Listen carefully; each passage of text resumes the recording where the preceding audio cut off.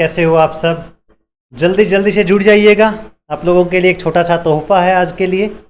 माया Rathore good evening भाई। Akshay Kumar, Anita, Gayatri good evening, Mahadev good evening. चलिए एक बार सभी शेयर कर दीजिए वीडियो को। एक छोटी सी खुशखबरी है आप लोगों के लिए। आप सभी के चहेते अजय सर आज भारतीय ज्योग्राफी की क्लास लेंगे। इनको बुलाया आज स्पेशल सूरतगढ़ से आप लोगों के लिए। आप लोगों की बहुत डिमांड हो रही थी सर इंडिया जीके की क्लास, तो स्वागत है अजय सर का हमारे यूट्यूब चैनल में।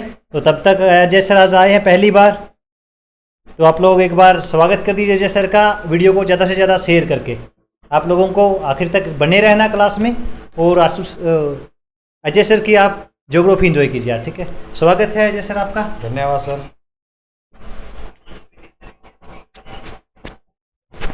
सभी प्रिय साथियों को प्यार भरा नमस्कार, जय हिंद, वंदे मातरम, आदाब। कैसे हो सभी? हम उम्मीद करेंगे आप सभी स्वस्थ मस्त हो। मैं हर बार कहता हूं कि द्वंद्व कहां तक पाला जाए, युद्ध कहां तक टाला जाए, है राणा का वंशज फेंक जहां तक बाला जाए।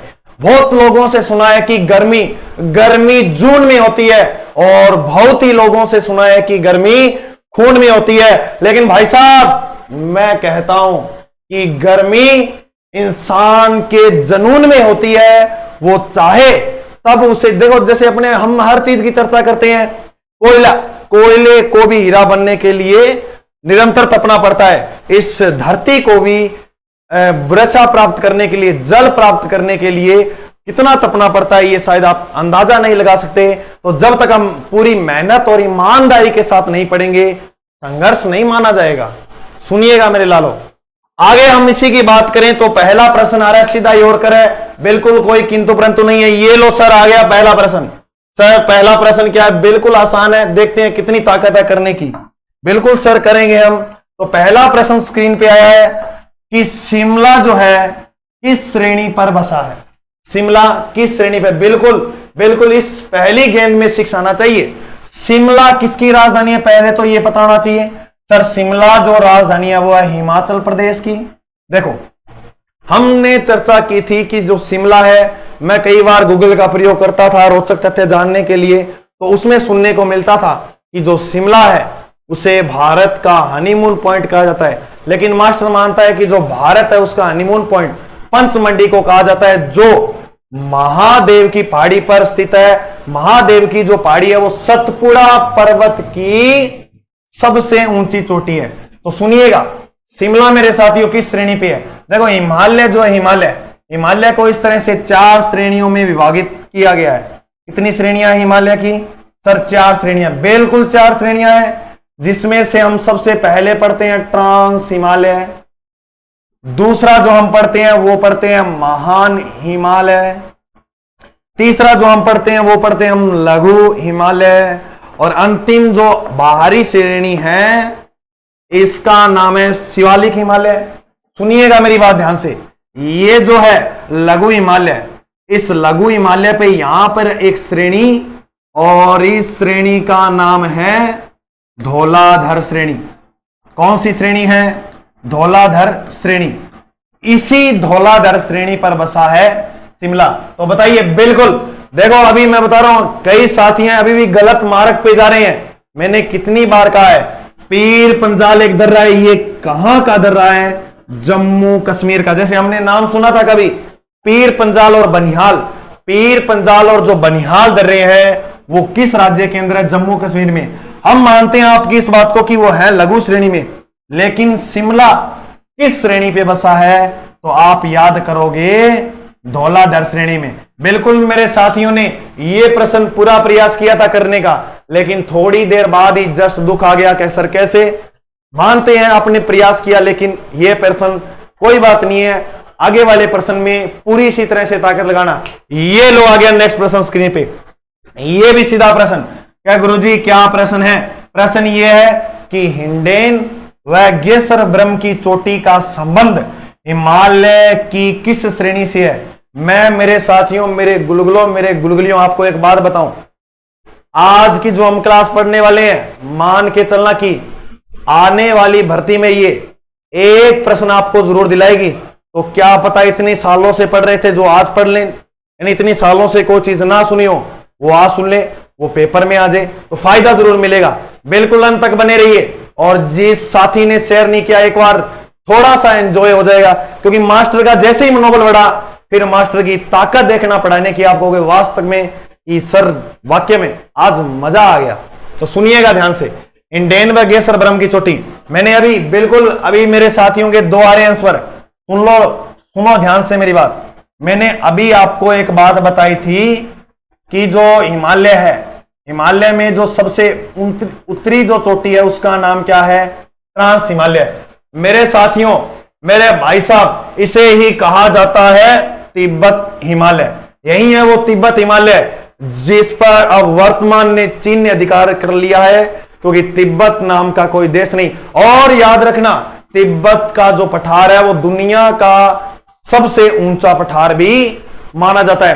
तो सर राजस्थान का सबसे ऊंचा पठार, सभी सही सुना है कि उड़िया का पठार जो है वो राजस्थान का सबसे ऊंचा पठार है। आइए भाई साहब इस बात करते हैं, इस बात की। तो जो ट्रांस हिमालय मैंने एक बात बताई थी आपको कि एक श्रेणी है, जैसे हमने जो धौलाधर श्रेणी पढ़ी उसी तरह यहां भी एक श्रेणी है, और इस श्रेणी का नाम है काराकोरम।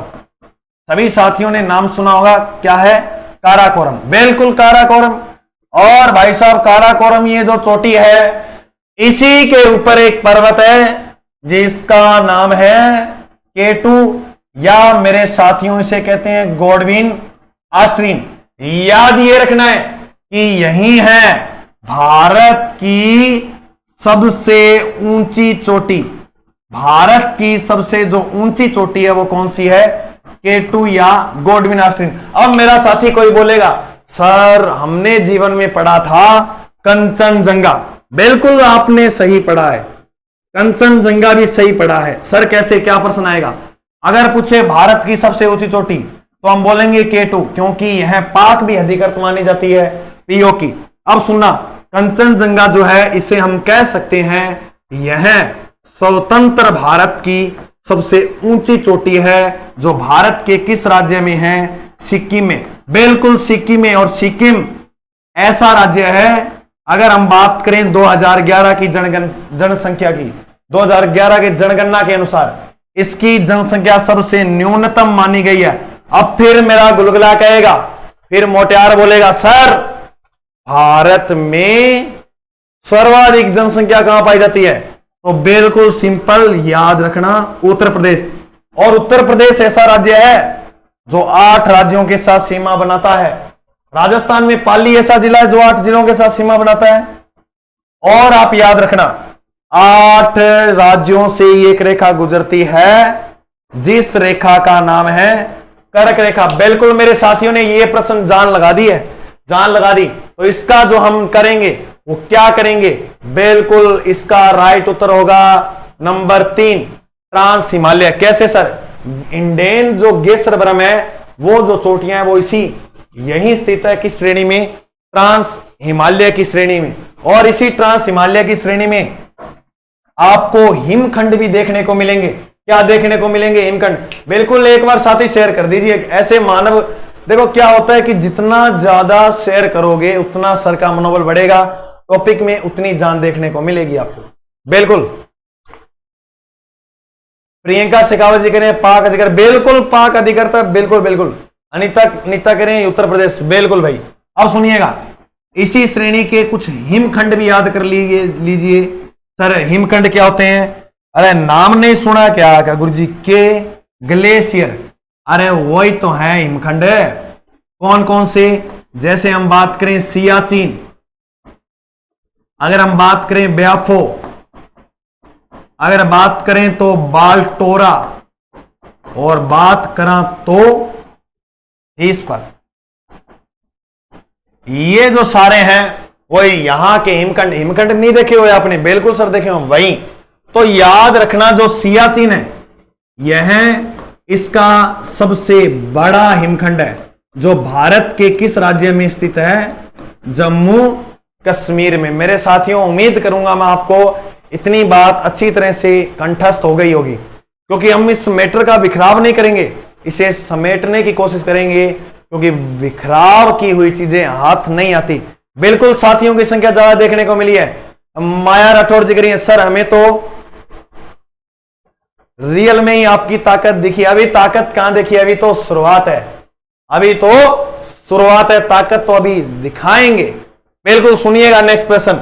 नेक्स्ट प्रश्न फिर सीधा आया ना, सीधा बिल्कुल। कुमायूं, अरे हुमायूं का नाम नहीं है, कुमायूं। कुमायूं क्या प्रश्न है सर, इसमें प्रश्न दिया है कुमायूं हिमालय किन दो नदियों के मध्य स्थित है। ऐसा ही पिछली भर्ती में भी प्रश्न पूछा गया था, लेकिन उसमें थोड़ा सा चेंज किया था। उसमें क्या था, उसमें था नेपाल हिमालय किन दो नदियों के मध्य। मेरे साथियों, मैं आपके जितने भी हैं डाउट सारे क्लियर करता हूं, तो ध्यान से सुनिएगा। मैं फिर कह रहा हूं प्रॉफिट जरूर मिलेगा, आप कहोगे वास्तव में। और बिल्कुल बिल्कुल बिल्कुल, अब सुनिएगा ध्यान से मेरी बात। हिमालय हम जब पढ़ते हैं तो हिमालय में आपने सुना होगा प्रादेशिक विभाजन, हिमालय का प्रादेशिक विभाजन। बिल्कुल सर अभी कर देते हैं प्रादेशिक विभाजन, देखिएगा।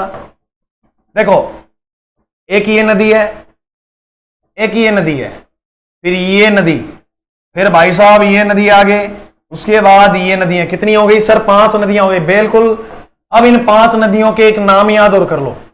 पहली नदी का नाम है सिंधु, दूसरी नदी का नाम है सतलज, तीसरी नदी का नाम है काली, चौथी जो नदी है उसका मेरे साथियों नाम है तीस्ता, अंतिम व 5वीं नदी ब्रह्मपुत्र। देखो 3-4 प्रश्न बन सकते हैं, सुनिएगा। पहली बात, हिमालय का जो विस्तार है वो शुरू सिंधु व ब्रह्मपुत्र नदियों के मध्य है। प्रादेशिक विभाजन कितनी नदियों से मिलकर बना है, 5 नदियों से। सुनिएगा मेरी बात ध्यान से, बिल्कुल से सुनाइए। तो देखिए, अगर हम बात करें सिंधु व सतलज के मध्य के भाग को क्या कहा जाता था, तो इसे हम कहेंगे पंजाब हिमालय। सर सतलज व काली, इस कै को पकड़ो और कै से करो कुमायूं, कुमायूं हिमालय। काली व तीस्ता, काली व तीस्ता के मध्य नेपाल हिमालय, यह प्रश्न एसआई में आया था। तीस्ता व ब्रह्मपुत्र के मध्य जो हिमालय है उस हिमालय का नाम है असम हिमालय।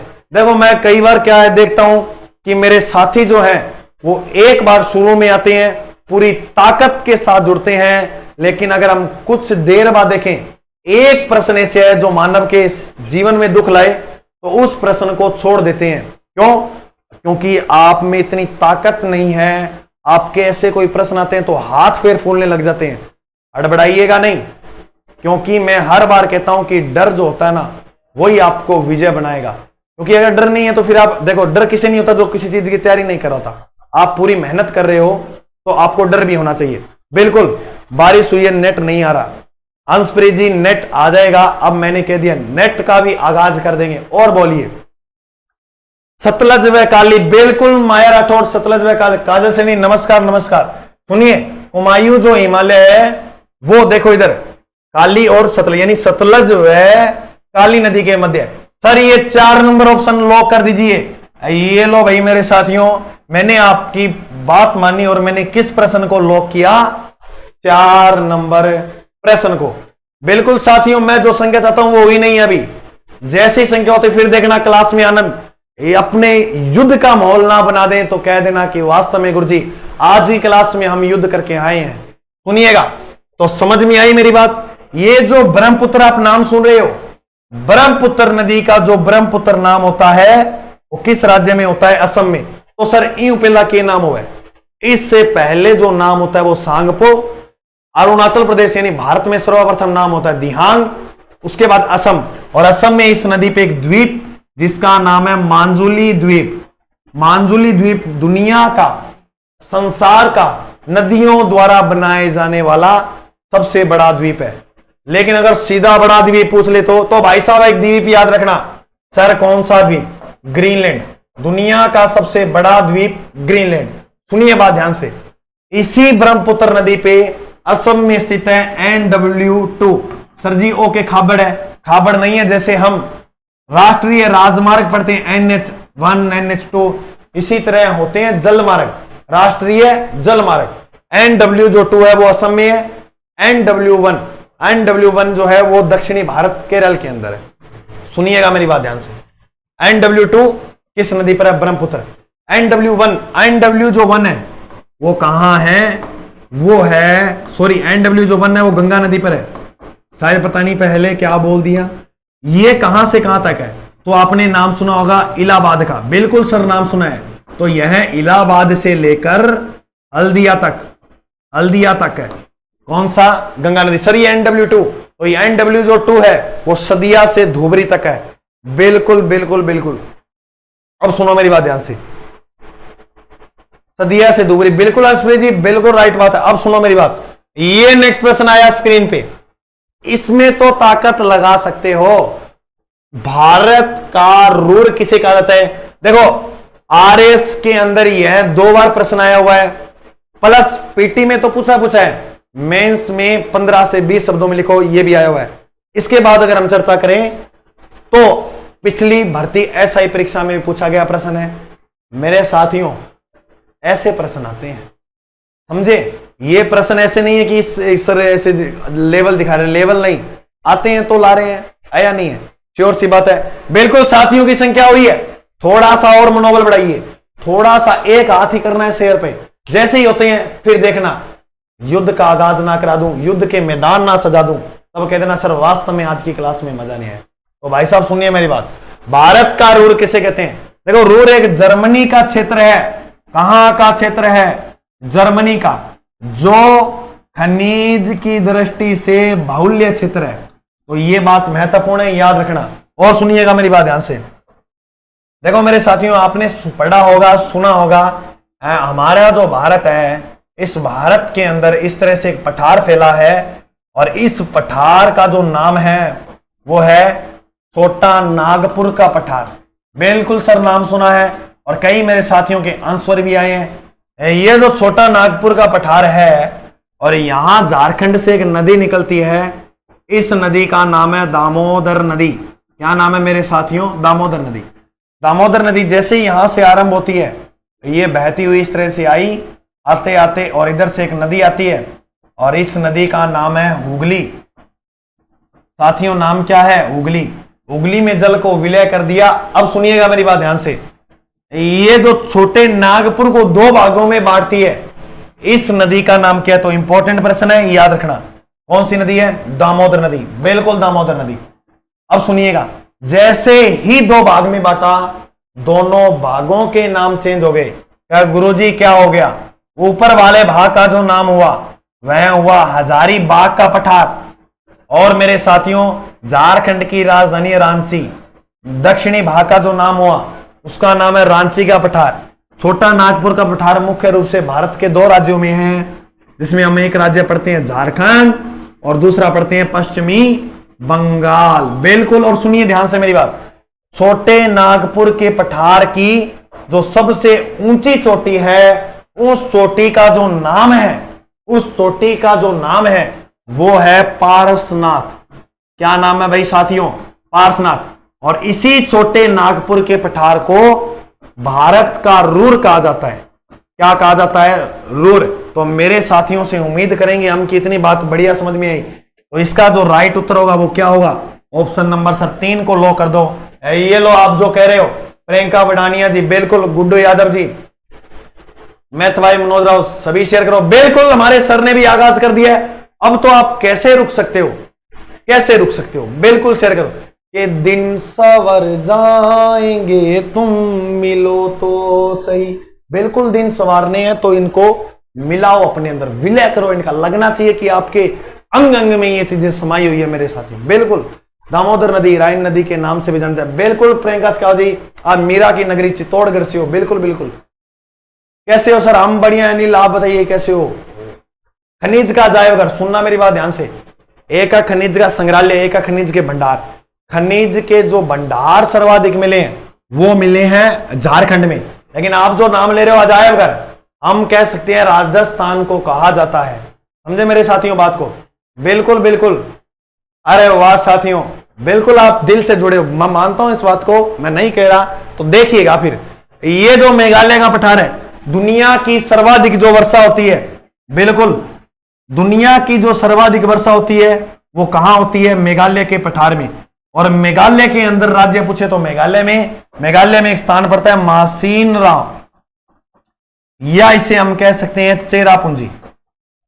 दुनिया की सर्वाधिक वर्षा यहां होती है क्योंकि यहां पर आपको अनेक पहाड़ियां देखने को मिलेगी, खासी, गारो, जैंतिया, मिकिर, रेगमा। उन पहाड़ियों के मध्य ये जो बादल हैं जल वाले घूम घूम कर अधिक वर्षा कर देते हैं। बिल्कुल मेड़ता से हो क्या, वो तो क्रीड़ा स्थली है मीरा भाई की, मीरा नगरी तो बिन। चलो जो भी हो, बहुत बढ़िया बात है प्रियंका शेखावत जी, बहुत बढ़िया बात है। अब मालवा का पठार, बिल्कुल सर नाम सुना है। देखो मेन बात याद ये रखना, मालवा का जो पठार है ये राजस्थान के अंदर भी फैला है। राजस्थान की अगर हम बात करें, मालवा का प्रवेश द्वार तो कहते हैं चित्तौड़गढ़ को। किसे कहा जाता है? चित्तौड़गढ़ को। मास्टर की राइटिंग पे ब्लेम मत करना, मास्टर चाहता है कि थोड़े समय में अधिक बात बताई जाए। सुनना, अगर पूछे राजस्थान के अंदर 2 जिलों में फैला है, कहां कहां?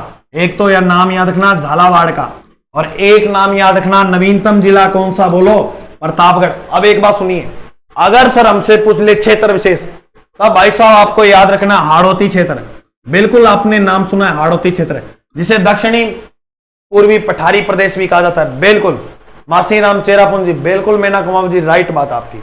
अरे वाह भाई वाह, राम राम डीके राठी जी, बिल्कुल राम राम, बिल्कुल नमस्कार। थोड़ा सा और, सिर्फ 7 लोगों की संख्या और जोड़ दीजिए, फिर देखिए क्लास में। बिल्कुल जो लक्ष्य रखा है, क्योंकि देखो मानव हर चीज का लक्ष्य रखता है। बिल्कुल अब मैं एक बात बता के जाऊंगा काम की, ऐसा एक सिस्टम अप्रोच बता के जाऊंगा, सुनते रहिएगा। ये लो नेक्स्ट प्रश्न स्क्रीन पे, सरदार सरोवर परियोजना किन राज्यों की संयुक्त परियोजना नहीं है? मेरे साथियों इस चीज को पकड़ो आप यहां। क्या गुरुजी क्या है? सरदार सरोवर परियोजना किन राज्यों की संयुक्त नहीं है? यानी हमें वो नाम तो याद होने चाहिए जो इस परियोजना से मिले हैं। बिल्कुल, अब मेरे पास ऑप्शन है, मेरे पास 4 विकल्प है, मध्य प्रदेश, महाराष्ट्र, राजस्थान, और उसके बाद जो विकल्प है वो है पंजाब। बता दीजिए मेरे साथियों इसका बिल्कुल राइट उत्तर जो है वो क्या होगा? बिल्कुल 4 लोग ही कम रह गए हैं। दिखा दीजिए ऊर्जा, दिखा दीजिए मनोबल, और वही ताकत दिखा दो जो आपने एक ऑफलाइन में दिखाते थे, जो पहले जो रुतबा होता है जिसे हम शुरुआती के अंदर रखते हैं। बिल्कुल, अब देखिए मेरी बात, सरदार सरोवर परियोजना 4 राज्यों की संयुक्त परियोजना है मेरे साथियों। कितने राज्यों की? 4 राज्यों की। मैं आपको कंफर्म करता हूं सरदार सरोवर परियोजना को। सर पहला राज्य तो है मध्य प्रदेश, बिल्कुल है। दूसरा राज्य है सर हमने पढ़ा है गुजरात, बिल्कुल। सर तीसरा राज्य है महाराष्ट्र। बात ये याद रखनी है कि महाराष्ट्र की भी है, और इससे भी महत्वपूर्ण बात है, बहुत बार एग्जाम में आया है, यह राजस्थान की भी संयुक्त परियोजना है। क्या सर राजस्थान की कैसे हम समझे नहीं? अरे आपने नहीं पढ़ा क्या? राजस्थान में इसका परियोजना का जो प्रवेश है वो होता है सीलू गांव से, और सीलू गांव सांचौर तहसील के जालोर जिले में है। यहां से इसका क्या होता है प्रवेश? तो सर इसका अंतिम पॉइंट क्या है? अंतिम बाड़मेर में ही यह समाप्त हो जाती है। एक बार एग्जाम राजस्थान पुलिस में प्रश्न आया कि इस परियोजना से राजस्थान का सर्वाधिक लाभान्वित जिला, तो भैया जहां से प्रवेश करेगी, प्रवेश करा जालोर में, तो यह सर्वाधिक लाभान्वित जिला है। और एक बात और ध्यान रखना, क्या गुरुजी क्या ये बात याद रखनी है कि यही थी राजस्थान की प्रथम बूंद बूंद सिंचाई परियोजना, जिसे हम बोलते हैं फवारा सिंचाई परियोजना। बिल्कुल यही वो परियोजना थी, राजस्थान की पहली बूंद बूंद। अब सुनिएगा मेरी बात ध्यान से, ये जो बूंद बूंद सिंचाई परियोजना है इसे संप्रिकल पद्धति भी कहा जाता है, जो किस देश से ली गई है? आप बोलोगे सर इजराइल से। अब बिल्कुल मेरे गुलगुलों, बिल्कुल गुलगुलियों, वाह भाई वाह, आनंद ला दिया। आल्यो सर्जिकल तो अरे तो क्या हुआ, एक ही हुआ है, कोई बात नहीं। बिल्कुल थोड़ी सी संख्या, एक बस सिर्फ इतो करना है, 30 हमारा जो टारगेट लेके चला था, हम सर को जो टारगेट दिखाने वाले हैं वो पूरा कर दीजिए, आनंद आ जाएगा क्लास का आज का। बिल्कुल जो कोई बात नहीं है यार, एक ही तो गलत हुआ, इतना सीरियस मत लिया करो। प्रश्न स्टेनो में अभी पूछा था पिछली भर्ती में, तो मेरे साथियों सुख दिलाऊंगा, आज की क्लास में आनंद आएगा। बिल्कुल तो देखिएगा इसका जो राइट उत्तर है वो क्या है? सर इसका पंजाब कर दीजिए। ये लो भाई मेरे साथियों, मैंने पंजाब को चुन लिया है, पंजाब को मैंने चुन लिया है। बिल्कुल वाह भाई वाह। ये लो नेक्स्ट प्रश्न स्क्रीन पे, ये लो भाई, ये तुम्हारा साया, मैं कहता रहता हूं तुम्हारा साया। अरे अपना ही साया देख के तुम जाने जहां शर्मा गए, अभी तो ये पहली मंजिल है, तुम तो अभी से घबरा गए। साथियों, घबराना नहीं है, समझे मेरी बात को, बिल्कुल निरंतर प्रयास करो। सुनिएगा मेरी बात। हुंड्रू जलप्रपात किस नदी पर है? कावेरी, स्वर्ण रेखा, शरावती, कोरो नदी। कुछ मेरे साथी सुने होंगे, अजय सर की वीडियो थोड़ा मैं कल देख लूं, आज मेरे को काम है। कल वाला जो साथी सोचता है मैं आपको एक बात कहूंगा, क्योंकि मैं अगर ये बात ना कहूं तो मेरे को लगता है कि मैं एक शिक्षण धर्म का पालन नहीं कर रहा हूं। सुनिएगा मेरी बात ध्यान से। कई साथी जो सोचेंगे कि गुरुजी हो सकता है कि हम कल देख लें, कल कभी नहीं आता। कल आता है ना गुरुजी? मैं एक बात बता दूं, आप स्टाम्प पेपर पे लिखवा लो, जो व्यक्ति कल की रणनीति बना के चलता है वो कभी सक्सेस नहीं होता। आज अभी इसी वक्त जुनून होना चाहिए, हर किसी में होना चाहिए, ऐसे नहीं मेरे में, हर किसी में होना चाहिए। बिल्कुल 3 साथियों की 3 साथी ऐसे आने चाहिए आपके नाम। अरे आपका नाम ही काफी है, मेरा नहीं, आपका ही नाम काफी है। बिल्कुल। तो आइए प्रश्न की ओर बढ़ते हैं। सर मैंने भी दिया था स्टेनोग्राफी का। बिल्कुल मीना कुमावत जी, आया था या नहीं आया था? आया था, बिल्कुल। हुंड्रू जलप्रपात, देखो अब ये नाम जीवन में हमने तो सर पढ़ाया था, कई मास्टर हम देखते हैं सर्च मारते हैं यूट्यूब पर, प्राण बढ़ानो। भारत का पहला राष्ट्रपति कौन सा है? भारत के एक विद्यार्थी ने सारे राष्ट्रपति याद कर लिए और मास्टर के सामने आकर कहता है कि सर मेरे को सारे राष्ट्रपति याद है। ऐसे जीवन यापन करने से सिलेक्शन नहीं होगा, मेहनत लगेगी। कई बार सर्च करते हो कि सर देखें, बिल्कुल, कि स्ट्रेटजी बताइए, कि टॉपर की स्ट्रेटजी जाने, क्या करेंगे, कैसे पढ़ेंगे। अरे आप खुद समझो, वह एक ईमानदारी पढ़ने और ईमानदारी के साथ मेहनत करने के अलावा क्या कर रहे होंगे? समझ में आई बात? तो कई ऐसी पूरी अब मेहनत करो, सोशल मीडिया का सबसे कम प्रयोग करो। सुनिए, आपका जो विकल्प आ रहा है वो आप चुन रहे हो स्वर्ण रेखा नदी को। ये मेरे साथियों बिल्कुल राइट उत्तर है, क्योंकि हुंड्रू जो जलप्रपात है वह भारत के झारखंड राज्य में है। कौन से राज्य में है भाई साहब? झारखंड राज्य में। तो सर आप मेरे को बताओ, शरावती नदी पर कौन सा है? चर्चा करेंगे, करेंगे। शरावती नदी पर जो जलप्रपात है उसका नाम है महात्मा गांधी। क्या नाम है साथियों? महात्मा गांधी। तो सर कावेरी नदी पर कौन सा है? कावेरी नदी पर जो है उसका नाम है शिव समुद्र। क्या गुरुजी आ लो, ये नाम लिख दियो भैया, आते हैं, क्या करें मास्टर, मजबूरी है। सुनिए, अरे 3 संख्या नहीं हो रही आपसे, बिल्कुल गुरुजी, देखो, चलो देखो आप, शिव समुद्र। अब सुनना मेरी बात ध्यान से, शिव समुद्र किस नदी पर है? कावेरी नदी पर। ये जो कोरो नदी है, कोरो नदी पर दुनिया का सबसे ऊंचा जलप्रपात है, जिसका नाम है एंजल जलप्रपात। कौन सा जलप्रपात? एंजल, जो वेनेजुएला की पहाड़ी पर स्थित है अमेरिका के अंदर। तो ये दुनिया का सबसे ऊंचा जलप्रपात। भारत का सबसे ऊंचा जलप्रपात सर कौन सा है? तो भारत का जो सबसे ऊंचा जलप्रपात है वो है महात्मा गांधी। तो सर बता दीजिए, अब इतनी बात ही चल गई तो हमारे इस स्वर्ण प्यारे से राजस्थान का सबसे ऊंचा जलप्रपात, तो च से चित्तौड़गढ़, च से चंबल और च से चुलिया। वाह गुरुजी वाह। च से चंबल, च से चित्तौड़गढ़, च से चुलिया जलप्रपात। चुलिया जलप्रपात, नदी कौन सी? चंबल। कौन सा जिला? चित्तौड़गढ़। कितनी मुश्किल बात है? बिल्कुल ही मुश्किल बात नहीं है, समझे साथियों बात को? बिल्कुल। अब बताइए, एंजल जलप्रपात, बिल्कुल हाँ, इसी महात्मा गांधी को जोगिया गरसोस जलप्रपात भी कहा जाता है, जो भारत के किस राज्य में है? ये भी बात जान लो भाई, यह कर्नाटक राज्य में है। किस राज्य में है? कर्नाटक में। अब बताओ इस प्रश्न में कहा दिक्कत? बिल्कुल चुलिया जलप्रपात, बिल्कुल मीना कुमावत जी, चुलिया जलप्रपात है। हम मानते हैं आपकी बात को, कोई माने या ना माने, बिल्कुल। चले आगे, आ जाइए नेक्स्ट प्रश्न पे। ये लो मास्टर ने नेक्स्ट प्रश्न दिया। नेक्स्ट प्रश्न जैसे स्क्रीन पे आया, ये लो भाई नेक्स्ट प्रश्न आ गया। सर क्या है प्रश्न? अक्षांश रेखा पर सूर्य, सुनना ध्यान से प्रश्न को, अक्षांश रेखा पर सूर्य सर्वप्रथम कब चमकता है? मेरे साथियों बताओ 21 जून, 21 मार्च, 23 सितंबर, 22 दिसंबर, बताइए। बिल्कुल, यह प्रश्न मैं समय दूंगा करने के लिए।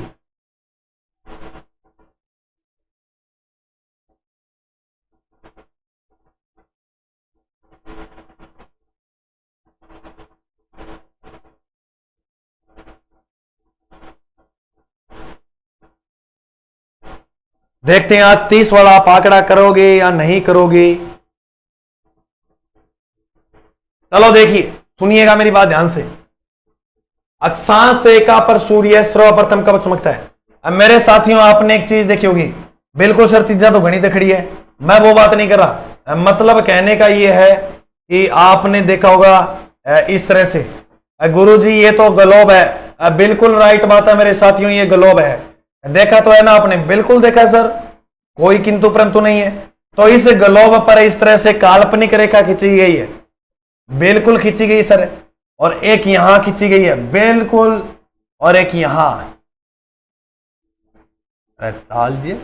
आ रही, ठीक है। अब सुनियो मेरी बात यार, ये जो पर वाली रेखा है सबसे पहले क्या आता है तो याद रखेंगे कर्क रेखा है।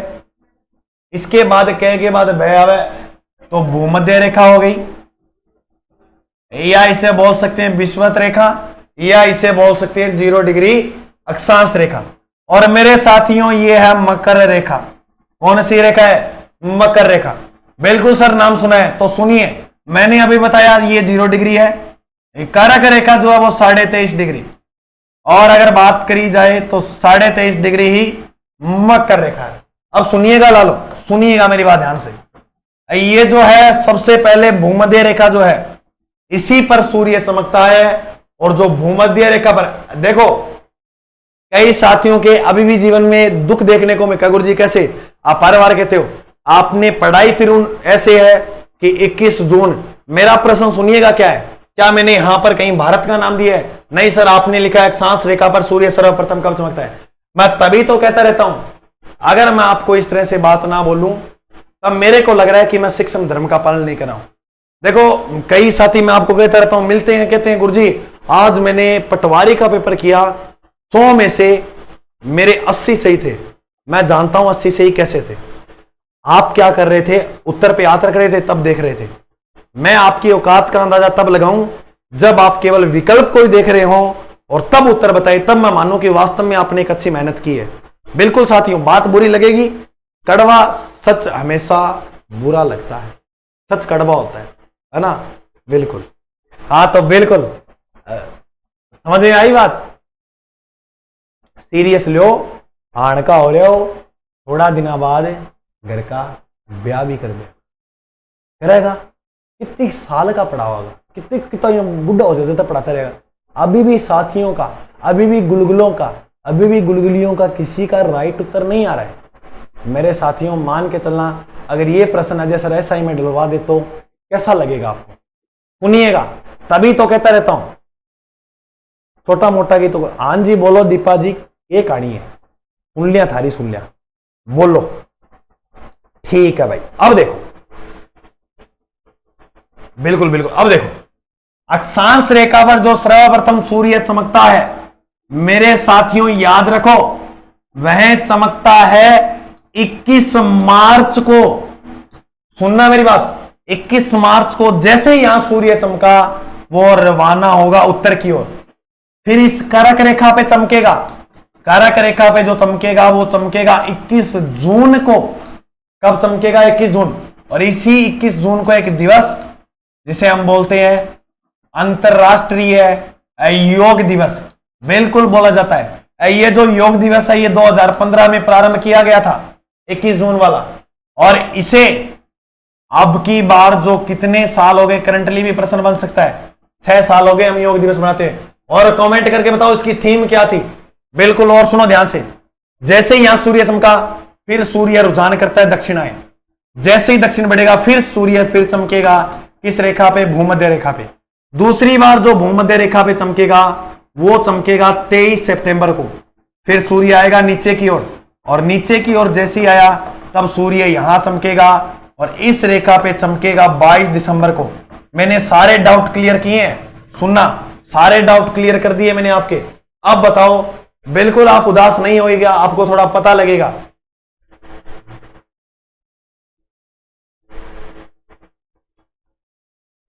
तकड़ा पढ़ावा देख के मजा आ गया। अरे मजा तो लाएंगे, टेंशन के लियो, अभी तो थे जुड़े क्यों थोड़ा सा। सॉरी सर गलत, अरे क्या बोलते हो आप, सॉरी किस बात की, काहे की सॉरी, गलती हमने एक प्रयास किया है, हमारा कर्तव्य बनता है प्रयास करना, हमने पूरी कोशिश की है, गलत हो वो बात की बात है, लेकिन जो प्रयास ही ना करे मैं नहीं मानता कि वो मेहनत करता है। बिल्कुल आपने कोशिश की है। आइए इसका जो राइट उत्तर मानेंगे तो देखो, मैंने अभी बताया सर्वप्रथम जो चमका था वो कब चमका, 21 मार्च। इसके बाद जो चमका महीने भाई चलो 21 जून, इसके बाद जो चमका वो चमका 23 सितंबर, और इसके बाद जो चमकेगा वो 22 दिसंबर। सुनिए 21 जून को कर्क रेखा पर, ये जो 21 मार्च है इस पर भूमध्य रेखा पे, 23 सितंबर को भी किस रेखा पे होगा, भूमध्य रेखा पे, जबकि 22 दिसंबर को किस पे होगा, मकर रेखा पे। सुनना, भारत में सबसे बड़ा दिन होता है 21 जून को, सबसे छोटी रात कब होती है सुनिएगा। और ये जो अक्षांश रेखा है इनके बीच की दूरी को कहा जाता है कटिबंध। समझ में आई? बिल्कुल सर, तो देशांतर रेखा की दूरी, देशांतर रेखा के बीच की दूरी को कहते हैं गोरे। तो सर इन दोनों के जो बीच में दूरी बनती है उसे क्या कहते हैं? तो भैया ये जाल बन रहा है तो बोलो ग्रिड। इन दोनों के बीच की दूरी को कहते हैं ग्रिड। मैं उम्मीद करूंगा आपको इतनी समझ में आई। फिर वही संख्या लाकर छोड़ देते हो, क्यों नहीं? थोड़ा सा और 30 तक, सिर्फ 3 व्यक्ति और चाहिए तो बुला लीजिए, किसे भी बुलाइए, कहीं का भी फोन उठाकर दिखाइए मास्टर को मान जाएगा कि वास्तव में मेहनत की आज आपके लिए।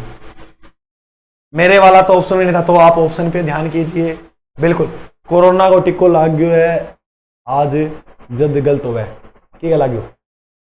चलो देखो नेक्स्ट प्रश्न स्क्रीन पे ये रहा, निम्नलिखित को सुमेलित कीजिए भाई साहब। एक तरफ दे रखे हैं पड़ोसी देश और एक तरफ दे रखी है इनकी राजधानियां। मैं मानूंगा ये प्रश्न तो आप सही करोगे साथियों, बिल्कुल। वाह भाई, मैं थोड़ा सा और बता दूं परिचय कि भारत के साथ 7 पड़ोसी देशों की सीमा लगती है। कितने देशों की सीमा लगती है? 7 पड़ोसी देशों की, जो भारत के कितने राज्यों को छू लेते हैं? जो भारत के 17 राज्य ऐसे हैं जो स्थलीय सीमा बनाते हैं, स्थलीय सीमा, जबकि 9 राज्य ऐसे हैं जो समुद्री सीमा बनाते हैं।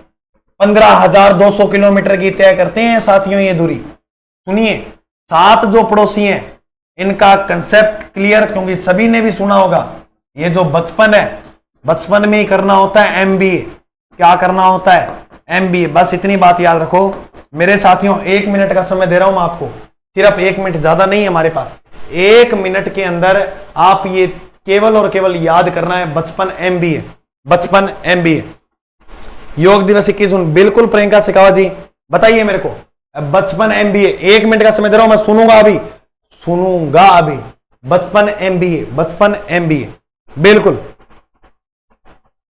बिल्कुल बिल्कुल। राजधानी आप बता दोगे, ताकत रखते हो, लेकिन मैं क्या कह रहा हूं ये याद कीजिए, बचपन एमबीए। इससे क्या होगा सर? देखिए क्या होगा। अब बी से बोलो, बी से बांग्लादेश। अब गुरुजी ये क्या? अरे भारत के 7 पड़ोसी राज्य। सी से गुरुजी चीन हो जाएगा, बिल्कुल। पी से भाई साहब पाकिस्तान हो जाएगा, ने से भाई साहब नेपाल हो जाएगा, मैं से म्यांमार हो जाएगा, और बी से हो जाएगा भूटान, और भाई साहब ए से हमारा अंतिम अफगानिस्तान। गेट आओगे अफगानिस्तान, ये करो। देखो बांग्लादेश, सर्वाधिक जो सीमा लगती है वो बांग्लादेश। अब इस बचपन से ही ये क्लियर होगा। देखो बचपन हमारा सहयोग देगा यहां। फिर 2 व्यक्ति, अब सिर्फ 2 रह गए, बुला लीजिए सभी को, सिर्फ 2 व्यक्तियों की संख्या। देखो बांग्लादेश जो है उसकी सीमा भारत के साथ सर्वाधिक लगती है। गुरुजी कितनी की लग है? 4096 किलोमीटर। दूसरी सर्वाधिक चीन की, तीसरी पाकिस्तान, चौथी नेपाल, म्यांमार, भूटान, अफगानिस्तान। इनकी भी बताऊं क्या कितनी लगती है? गुरुजी बताओ तो बता दियो, तो देख लियो, फटाफट लिख रहा हूं। 3483, पाकिस्तान की 2310, 2331 भी मिलेगी, नेपाल की 1751, म्यांमार की 1643 और भूटान की 699, अफगानिस्तान की 80। एनसीईआरटी बोलती है, हमारी किताबें बोलती हैं कि हाँ इनकी सीमा हम 106 किलोमीटर भी लगा देंगे। बिल्कुल आप कह रहे हो बांग्लादेश को ढाका पे लेके चलो, अब भूटान को थिम्पू पर लेके चलो, अफगानिस्तान को काबुल, और चीन को गुरुजी बीजिंग पर लेके चलो। ये लो, हमने आपकी बात मानी, तो ये बिल्कुल राइट उत्तर है जिसने ये माना है। ये मैंने ऑप्शन नहीं दी थे क्योंकि मैं देख, ये तो सामान्य सी बातें रहे, इनको तो याद करना चाहिए। चलो इनकी और राजधानी बताता हूं, ढाका, बीजिंग, पाकिस्तान की इलाहाबाद, नेपाल की काठमांडू, म्यांमार की नेपेदा, भूटान की थिम्पू, अफगानिस्तान की कौन सी है साथियों, काबुल। राज्य और बताऊंगा कितने कितने लगते हैं, गुरजू बता दो तो मजा आ जाए। देखो दो संख्या, एक 4 एक 5 है, सबसे बड़ी 5 है, तो 5 लगते हैं बांग्लादेश के साथ। 2 पहला 5 लिख लियो, अफगानिस्तान के सभी को पता है 1 लगता है, 2 नीचों 5 लिख लियो। अब लिख दो 4 5। गुरुजी वाह क्या, बांग्लादेश 5, चीन 5, पाकिस्तान 4, नेपाल 5, म्यांमार 5, भूटान 5। कहां दिक्कत है, कहां दिक्कत, सॉरी नीचे 4 लिखना है, अरे सॉरी भूटान की 4 और इधर 4, ठीक है। बिल्कुल बिल्कुल बिल्कुल साथियों, बिल्कुल बिल्कुल बिल्कुल आपने ये तो जान लगा दी है इस प्रश्न को करने में। आइए तो नेक्स्ट प्रश्न का आगाज कर देते हैं आपके सामने। ये लो भाई, नेक्स्ट प्रश्न आया आपकी स्क्रीन पे। अब भाबर जो क्षेत्र है वो किसके मध्य है? देखो ये हमारे पास भाई साहब नाम आया भाबर। सबसे पहले स्पष्ट होना चाहिए कि ये जो भाबर है ये क्या है। देखो ये स्वर्ण सा प्यारा सा, जब जीरो दिया मेरे भारत ने, वही भारत है ये। भारत ने, मेरे भारत ने दुनिया को पहले सिखलाई, तारों की भाषा भारत। कैसे बनाए भाई? गुरुजी बहुत अच्छा चित्र है। अरे अच्छो किए, थोड़ा सा ये तेज बनाया, जियो बनाओ नहीं था ना, सारा ने फेन कर दूं। और राइटिंग भी मास्टर की बहुत अच्छी है, थोड़ा ज्यादा मीटर बताने का प्रयास कर रहा हूं इसीलिए लग रहा होगा। बिल्कुल। और ये जो यहां मैदान फैला है ये नदियों से निर्मित है, सिंधु, गंगा, ब्रह्मपुत्र। तो नदियां क्या होती है अपनी, ये नदियां जो है वो मैदान का निर्माण करेगी, क्योंकि नदियां अधिक मात्रा में गुजरती हैं। तो मैदान का जैसे ही निर्माण हुआ तो मेरे साथियों उसे हम बोलेंगे उत्तर का विशाल मैदान। बिल्कुल बोला जाएगा सर। और ये जो उत्तर का विशाल मैदान है इसमें महत्वपूर्ण 7 चीजें हैं। नंबर 1 भाबर, और नंबर 2 पे है भाई साहब तराई, नंबर 3 पे है खादर, और नंबर 4 पे है भोड़, नंबर 5 पे, सॉरी खादर के बाद आप एक महत्वपूर्ण और चीज याद करना क्या गुरु जी, 1 मिनट, हाँ लो ई में एक आ दिक्कत है मेरे साथ, हर बार यही हो जाए, मैं कोई चीज लिखना चाहूँ नहीं। चलो मैं फिर से लिख रहा हूं, एक है भाबर और एक है,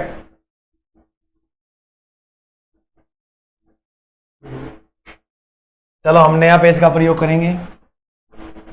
भाबर, तराई, खादर,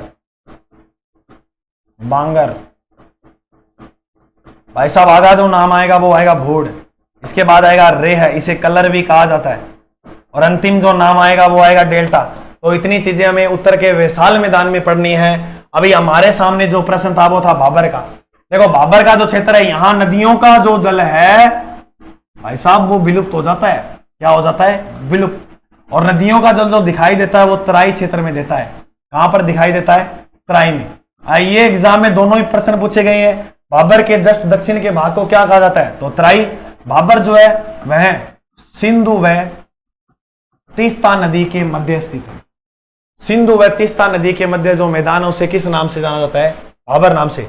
आइए बिल्कुल सीधा प्रश्न था, कोई और कर नहीं थी इसमें। भाबर क्षेत्र की नदियों के मध्य, सिंपल प्रश्न था। अब हम कह सकते हैं सिंधु व तीस्ता नदी। बिल्कुल साथियों, सिंधु व तीस्ता नदी। तो विकल्प नंबर 2 बिल्कुल आपका राइट उत्तर है। आइए नेक्स्ट प्रश्न का आगाज कर देते हैं। ये लो नेक्स्ट प्रश्न, ये आ गया आपकी स्क्रीन पे कि भारत की मिट्टियों में कौन से तत्व की कमी नहीं पाई जाती है। देखो भारत के अंदर हम आईसीआर के अनुसार बात करें तो मिट्टियों के जो प्रकार है वो है 8। इन 8 प्रकार की मिट्टियों में 3 प्रकार के तत्वों की कमी पाई जाती है। कितने प्रकार के तत्वों की? 3 प्रकार के तत्वों की कमी पाई जाती है। और ये जो 3 प्रकार के तत्व हैं ये कौन कौन से हैं? बिल्कुल इसका राइट वे का बताइए क्या होगा। बिल्कुल आपने बहुत सहयोग दिया, जितने शुरू में जुड़े थे अंत तक। बिल्कुल आपके हाथ फिर नहीं घबराए, फुले नहीं है, बहुत घबराए भी नहीं आप। प्रश्न भी मानता हूं कि एक आधा ऐसा आया होगा जो आपने शायद ही पहली बार सुना हो। बी कह रहे हो, क्या सही है बी? सोच कर देखो, सोचो, देखो मेरे साथियों, 3 प्रकार के जो तत्व हैं उनमें पहला शामिल होता है ह्यूमस, दूसरा शामिल होता है नाइट्रोजन, और तीसरा जो है वो है फास्फोरस। तो मेरे साथियों याद रखना एक बात, लाइफ टाइम तक इन 3 तत्वों की कमी पाई जाती है, जबकि मेरे साथियों लेटेराइट तो एक खुद मृदा है जो भारत के ये जो मालाबार तट है, देखिए मैं समझा देता हूं आपको, ये प्रश्न भी पूछा गया है। भारत का ये जो मालाबार तट है ये तो यहां है लेटेराइट मृदा, तो ये वाला क्षेत्र जो है, यहां पर एक तट फैला हुआ है जिसका नाम है मालाबार। और एक बात और याद रखना, मालाबार जो तट है वो बेंगलुरु और केरल के मध्य है। बेंगलुरु सर किसकी राजधानी है? तो सही सुना, कर्नाटक की। अब सुनिएगा, ये जो मालाबार तट है भाई साहब, इस्लाम का पहला आगमन यहीं से हुआ था। अगर पूछ लिया जाए इस्लाम का प्रथम आगमन जो भारत में होता है वो कहां से होता है, तो इसी मालाबार तट से हुआ था। बिल्कुल। ये लो नेक्स्ट प्रश्न आ गया स्क्रीन पर, ये रहा भारत का सबसे ऊंचा एनएच। आपने लंबा पढ़ा है, आपने छोटा भी पढ़ा है, लेकिन ये अद्भुत सा है थोड़ा। बताइए आप मेरे को कि भारत का सबसे ऊंचा एनएच कौन सा है? मान के चलना कि अगर हमारे पास थोड़ा सा समय होता तो मैं आपको पूरे एनएच बताता, भारत के जितने भी हैं। हमारी नेक्स्ट आगे क्लास है, इसीलिए हम प्रयास करेंगे कि इन एनएच के बारे में जान ले तो अच्छा है। हाँ गुरुजी चलो इन्हीं के बारे में बता दो। तो ये लो सबरीन सा भारत है, तो ये लो भाई साहब आपके सामने भारत का मानचित्र आ गया है। अब सुनिएगा मेरी बात ध्यान से, यहां पर इधर राजधानी है जम्मू कश्मीर की जिसका नाम है श्रीनगर, और श्रीनगर को भारत में झीलों की नगरी भी कहते हैं। बिल्कुल कहते हैं सर। और यहां पर है, नाम सुना होगा लेह का, बिल्कुल सुना है सर। और यहां पर है, इधर है दिल्ली, सॉरी अमृतसर, इधर है अमृतसर। अमृतसर तो गए होंगे। और इसके नीचे यहां पर है दिल्ली। चलो दिल्ली मारो फिरंगी, मार लिया, देख लो मार लिया। श्रीनगर से जो लेह को जोड़ता है उसका नाम है NH1D। क्या नाम है? NH1D। और जो श्रीनगर से अमृतसर को जाता है इसका नाम है NH1A। और जो अमृतसर को दिल्ली से जोड़ता है यहां से मुख्य रूप से शुरू होता है NH1। NH जो 2 है, यहां पश्चिमी बंगाल की राजधानी कोलकाता, कोलकाता जो है इसको जोड़ने वाला जो है वो है NH2। NH2 किसको किसे जोड़ता है? दिल्ली को कोलकाता से। तो मेरे साथियों यहां ये जो लेह है यहां ये जो है भारत का सबसे ऊंचा NH माना जाता है। और मेरे साथियों आपने सुना होगा जवाहर सुरंग, जवाहर सुरंग की भी चर्चा पड़ी होगी। बिल्कुल। तो जवाहर जो सुरंग है वो NH1 के मध्य है, NH1 श्रीनगर से अमृतसर। तो NH1 के मध्य जो सुरंग है उसे क्या कहते हैं? जवाहर सुरंग। तो मेरे साथियों, मेरे भाई साहब आपको इतनी बात बढ़िया तरह से समझ में आ गई होगी। बिल्कुल, वाह भाई वाह, आज पूरी ताकत से लगाया है, पूरी ताकत लगाई है। लगता है क्योंकि आपको देखने पर लग रहा है कि वास्तव में लगी है तक। तो इसका जो राइट उत्तर हो जाएगा वो हो जाएगा NH1D। तो मेरे साथियों बात याद रखना, भूलना मत कभी लाइफ में। बिल्कुल। आइए लो नेक्स्ट प्रश्न, सीमा संगठन, सीमा सड़क संगठन की स्थापना कब हुई? देखो सीमा का मतलब होता है बॉर्डर, सड़क का मतलब होता है रोड, संगठन का मतलब होता है ऑर्गेनाइजेशन। तो BRO की जो स्थापना होती है वो होती है 1960 के अंदर। इसका जो मुख्यालय बनाया गया था वो हमारे बीकानेर को बनाया गया, और बीकानेर को इसका मुख्यालय बनाया तो इसका जो उद्देश्य रखा था वो रखा था कि सीमा के सहारे सहारे रोड बना। सर सीमा कौन सी? सीमा जो है वो अंतरराष्ट्रीय, अंतरराष्ट्रीय जो सीमा है उसके सहारे सहारे क्या बनाना? रोड बनाना। और याद रखना 1825 में विश्व की प्रथम रेल चली थी जो डार्लिंगटन से स्टॉकटन के मध्य इंग्लैंड में चली थी। अब बात याद रखना, भारत की पहली रेल 1853 में चली थी लॉर्ड डलहौजी के काल में। लॉर्ड डलहौजी वही है, लॉर्ड डलहौजी वही है जिसने अपने व्यक्तिगत सिद्धांत से कुप्रशासन का आरोप लगा के अवध को हड़पा था। ये वही है जिसने गोद निषेध प्रथा शुरू की, ये वही है। बिल्कुल लॉर्ड डलहौजी का आपका नाम क्रांति में भी आता है, क्रांति में भी पढ़ा होगा।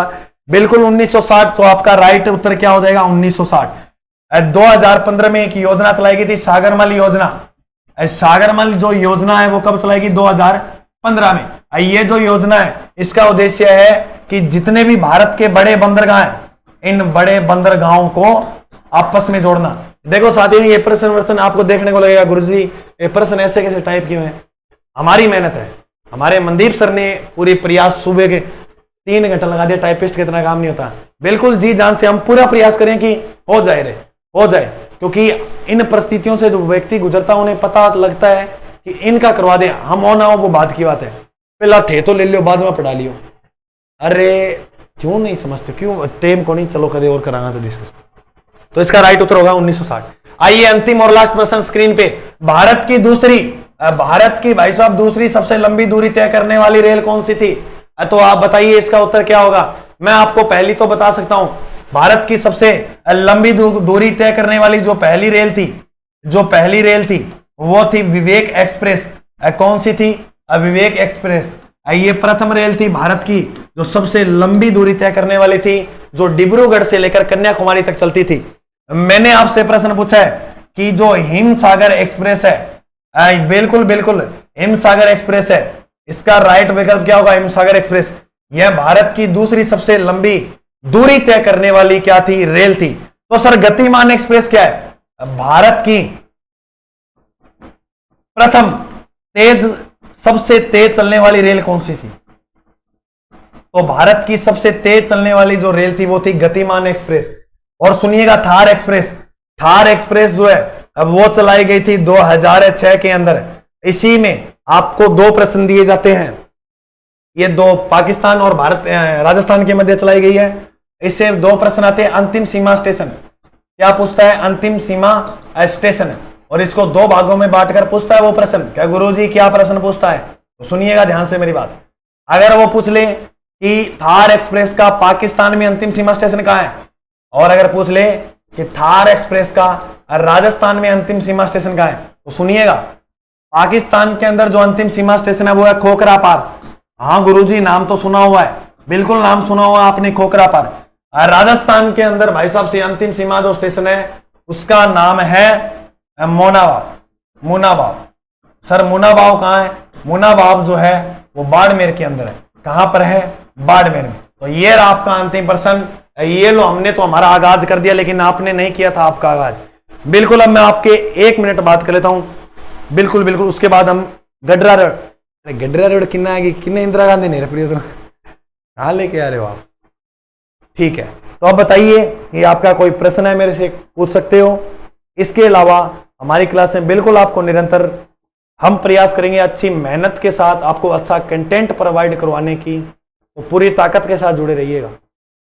ये प्रियंका शेखावत जी, हंसप्रीत, बिल्कुल ये साथी शुरू में जुड़े थे, मैना कुमावत जी, बिल्कुल कई साथी हैं, कईयों का नाम ना लो तो बुरा मत मानना, और पूरे अंतिम समय तक बने रहे हैं।